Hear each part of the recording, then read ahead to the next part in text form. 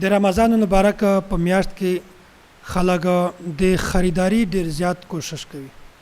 هر سړی لګیا دا پلانکای شي اخلي دا شي اخلي همیشه دا تناسو چې زبس کور ته سامان راوړم. الله بنده دا میاشت عبادت لپاره ده، دا میاشت ذکر اذکار لپاره ده، تلاوت لپاره ده.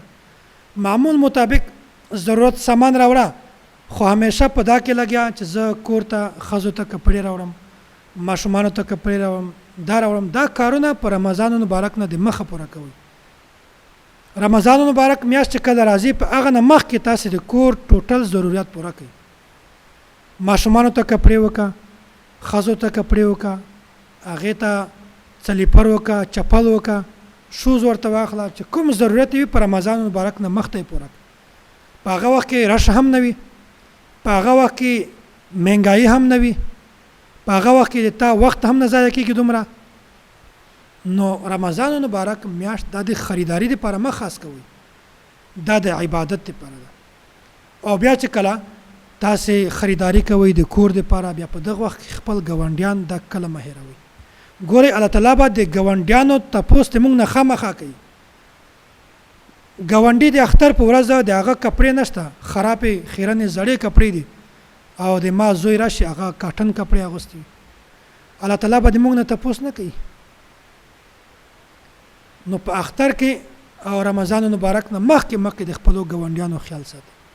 کوم ګاونډیان د غریبان وي هغه د کپړو اهتمام کوي، هغه د ضرورتو خیال ساتي چې سبا د اختر په ورځ باندې ستا بچانو کپړې اغوستي وي، او د ګاونډي د رشتہ دار د ورور یا د پړوسی بچانو د کپړې هم نه وي، هغه د تا بچانو ته ګوري. نو الله تعالی به موږ نه تپوس نه کوي. نو دغه میاشت د عبادت لپاره خاص کوي. خریداري کوي په اخته په روزه نه مخته کوي.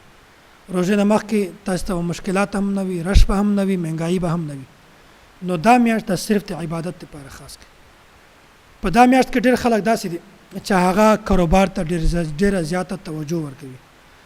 که چېرته کاروبار کوي، په کاروبار کې ذکر خو هم کولی شي، کم از کم تهجد خو هم کولی شي، د شپې اشراق لمونځ خو هم کولی شي، د چاشت لمونځ هم کولی شي، اوابین لمونځ هم کولی شي. کم از کم چې کوم غټ معمولات دي هغه اهتمام خو کوه. لاس کې تسبیح واخله، ذکر اذکار خو کولی شي د کاروبار په وخت کې. نو رمضان مبارک صرف د کاروبار لپاره مخ خاص کوي، د عبادت لپاره خاص کوي. کاروبار کوي، د کاروبار نه چا نه منع کړي، خو د کاروبار په وخت کې هم تاسو ذکر کوئ، کاروبار په وخت کې هم نیک اعمال کوئ. نو دا یو گزارش مې ودرته چې رمضان مبارک میاشت د صرف د عبادت لپاره خاص کوي.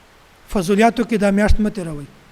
دا میاشت که چېرته تاسو د عبادت لپاره خاص کوئ، بیا د رمضان مبارک نورانیت، د رمضان مبارک ثمرات، د رمضان مبارک چې کومه صله او اجر ده، دا به الله تعالی موږ تاسو ته پوره راکوي.